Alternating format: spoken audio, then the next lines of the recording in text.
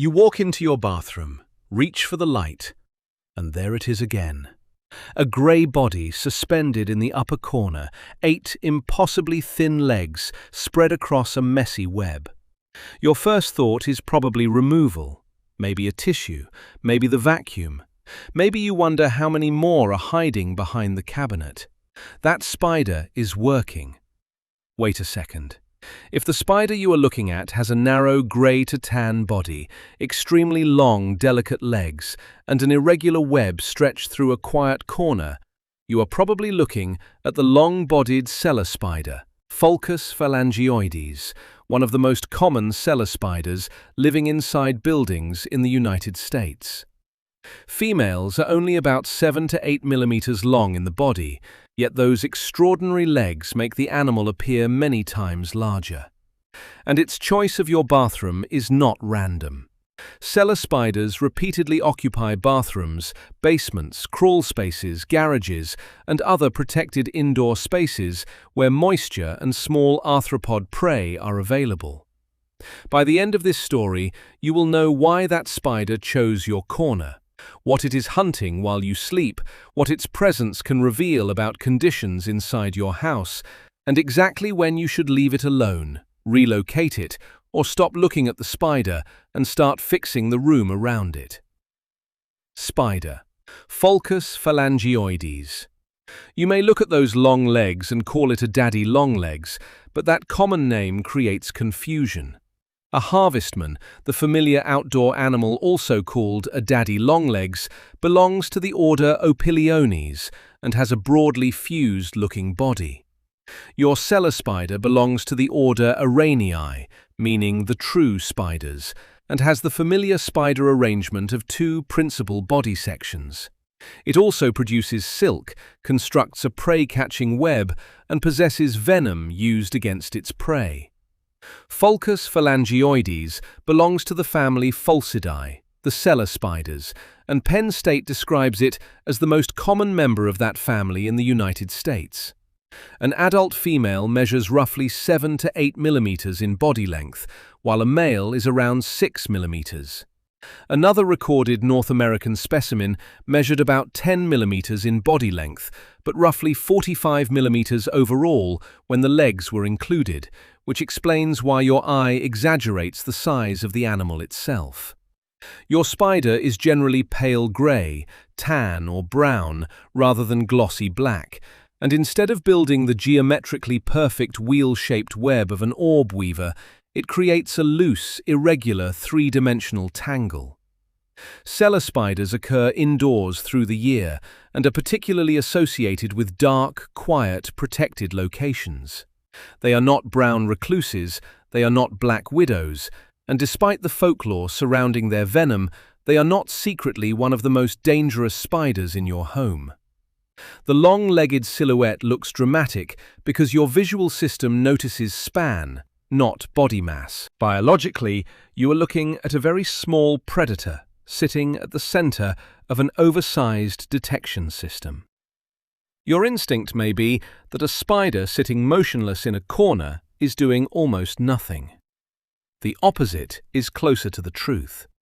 That loose web is a sensory platform. A flying or crawling arthropod touches the silk, transmits mechanical vibrations through the strands, and gives the spider information about where something has entered the trap.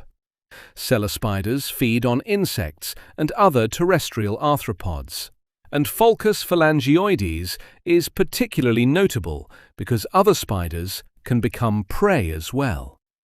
Individuals have even been observed entering another spider's web, killing the resident, and then exploiting that web as a hunting site. Your bathroom corner, therefore, is not simply a resting place. It is a permanently deployed ambush structure, occupying airspace that tiny flies, mosquitoes, moths, gnats, and other arthropods may cross. Unlike a chemical treatment, the web does not coat your wall with an active ingredient, and it does not continue killing indiscriminately wherever residue has been deposited. The spider responds to physical contact with the web and attacks prey it can actually capture.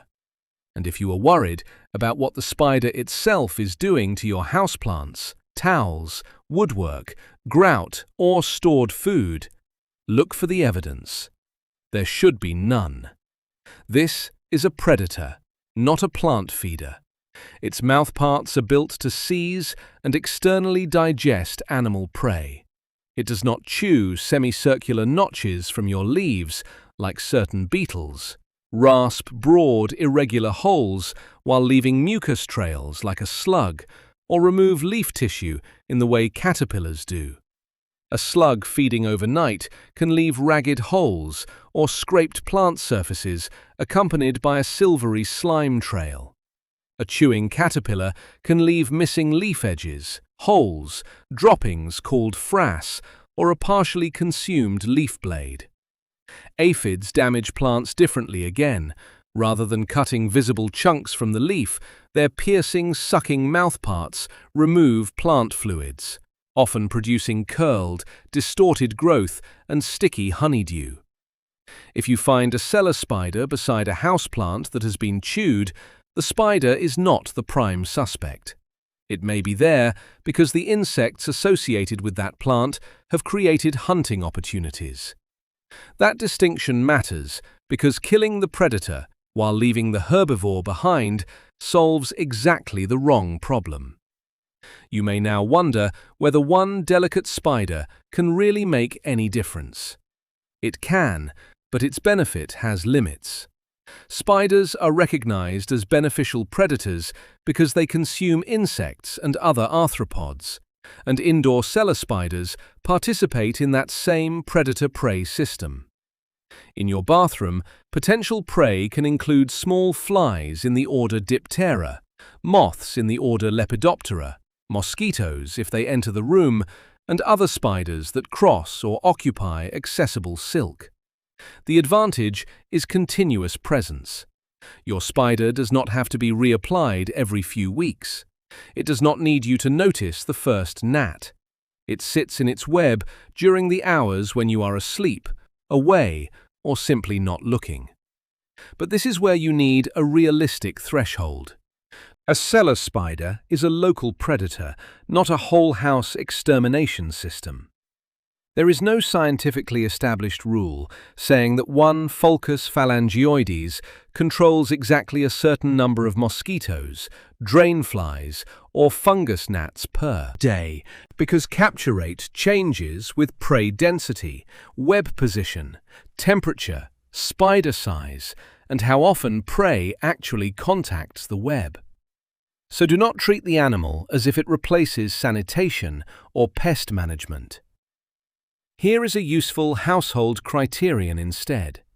If you have 1 to 3 cellar spiders occupying quiet corners and you notice only an occasional small flying insect, there is usually no biological reason to interfere with them. If you are seeing 10 or more small flies in the bathroom every day, repeatedly finding insects around a drain, or watching new adults appear faster than the webs can capture them, the prey population has clearly exceeded what a few stationary spiders can solve. At that point, you investigate breeding sources. With drain-associated flies, that may mean organic material inside plumbing. With fungus gnats, it may mean consistently wet potting media.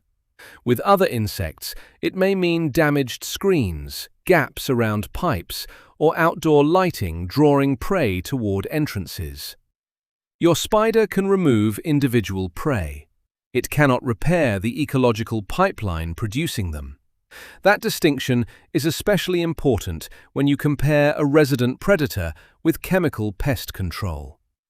Your immediate reaction to a web may be to spray the corner, but extension guidance on indoor spiders emphasizes habitat modification, removal of webs where necessary, sealing entry points, and reduction of insect prey rather than relying on pesticides alone. Colorado State University notes that pesticides without changes to favorable spider habitat are unlikely to provide effective long-term control, while the University of Minnesota advises that elimination of all spiders from a house is both difficult and unnecessary. Surface treatments and foggers are particularly poor substitutes for solving the underlying conditions that support spiders and their prey. If you kill the spider but continue providing humidity, access points, and a steady supply of insects, another predator can eventually discover the same profitable corner. Remove the prey pathway, and the spider population usually loses the resource that allowed it to persist.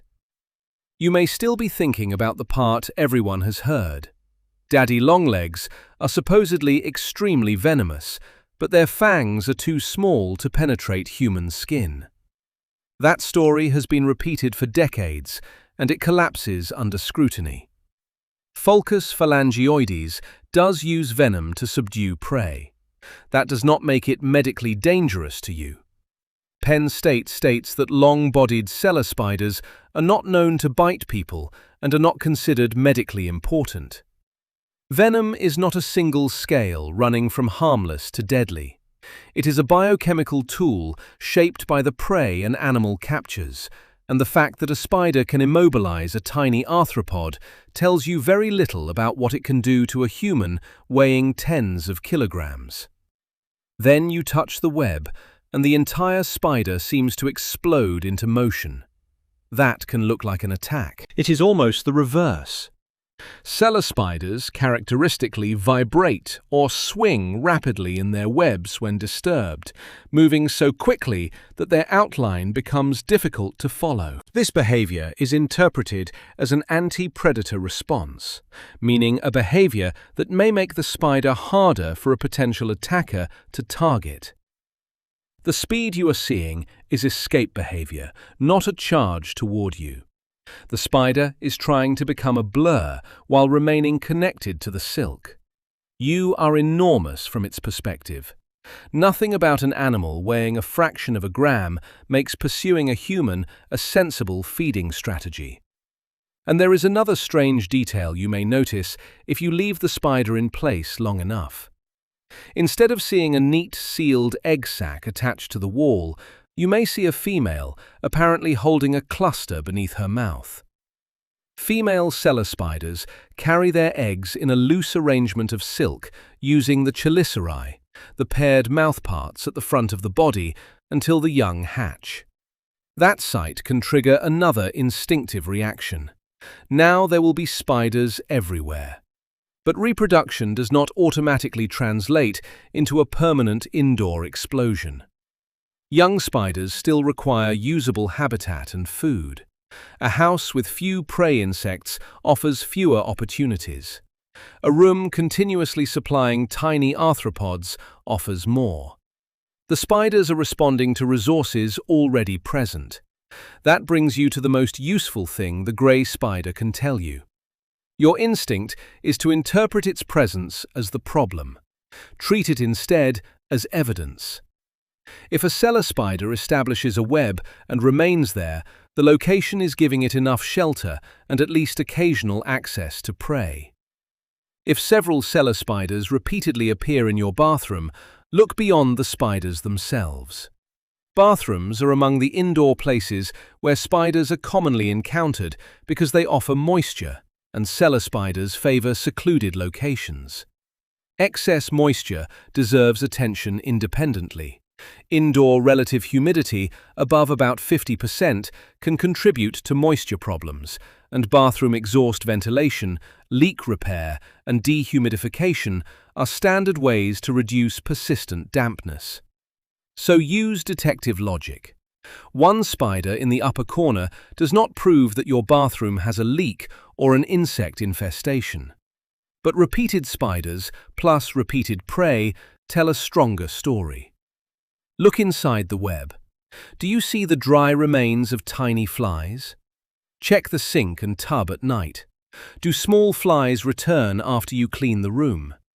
Inspect window screens and the gaps where plumbing enters the wall. Check whether the exhaust fan actually moves humid air outside. Look at condensation and persistent damp patches. If you see cellar spiders in several rooms, examine the insects they have captured before reaching for pesticide. Extension guidance specifically recommends checking webs for prey because reducing those insects can reduce the spiders that depend on them. In other words, the spider is functioning like a biological sampling device. Its web can show you what has been moving through a part of your house that you rarely watch. Now your choice becomes much simpler. First option, leave it. If you have one or two cellar spiders in corners where the webs do not bother you, there is little reason to intervene. They are not damaging the structure, they are not feeding on your houseplants, and they are capturing arthropods that enter their silk. Sweep away abandoned webbing if dust accumulates, but you can allow an occupied web to remain. Second option, relocate it. If the spider is directly over your shower, beside your toothbrush, or somewhere you simply do not want a web, you do not need insecticide. Place a cup or container over the spider when it is off the web. Slide stiff paper underneath and move it to a sheltered location where local conditions are suitable. Handle the container rather than the spider itself. You can then vacuum or brush away the empty silk. For individual indoor spiders, capture and removal is specifically recommended as a straightforward control method. Third option, fix the root cause. If you count 5 or more adult cellar spiders repeatedly occupying the same bathroom over a week, if new occupied webs appear shortly after you remove old ones, or if you are also seeing 10 or more prey insects per day, stop treating each spider as an isolated visitor. Those numbers are a practical household action threshold, not a published biological control constant. They tell you that the room is repeatedly supplying shelter or food. Inspect leaks. Run the exhaust fan during bathing and afterward. Aim to keep indoor relative humidity at or below roughly 50% when conditions allow. Seal gaps around windows, doors, pipes and the foundation. Repair screens. Reduce insects gathering around exterior lights. Remove clutter from quiet storage areas. If prey disappears, your bathroom becomes a much less profitable hunting territory. There is one threshold that overrides all of those numbers: identification. If the spider does not have the long, delicate legs and narrow, pale body typical of a cellar spider, or if you see a glossy black spider with the characteristic markings of a widow, do not assume that every spider in a corner deserves identical treatment. Identify it first. The lesson here is not that every spider should always remain inside your house. The lesson is that management should follow biology. With Pholcus Phalangioides, the biological evidence points toward tolerance, simple relocation, and correction of prey and moisture conditions rather than fear-driven spraying. So the next time you see that grey shape hanging above your bathroom door, notice what changed. A moment ago, you saw an intruder. Now you can see a predator occupying a tiny ecological niche inside your house. Its long legs are not reaching for you. Its vibrating web is not a threat display aimed at you. Its presence does not mean your house is dirty. It means that a small hunting animal has found a corner where the combination of structure, shelter, and prey makes survival possible. The useful question is no longer, how do I kill this spider? It is, what is this spider finding here? That question can tell you far more about your home than a can of pesticide ever will. Have you ever run into a cellar spider in your own home? Tell me in the comments. I read every one. If you want to know who else is living in your house, subscribe.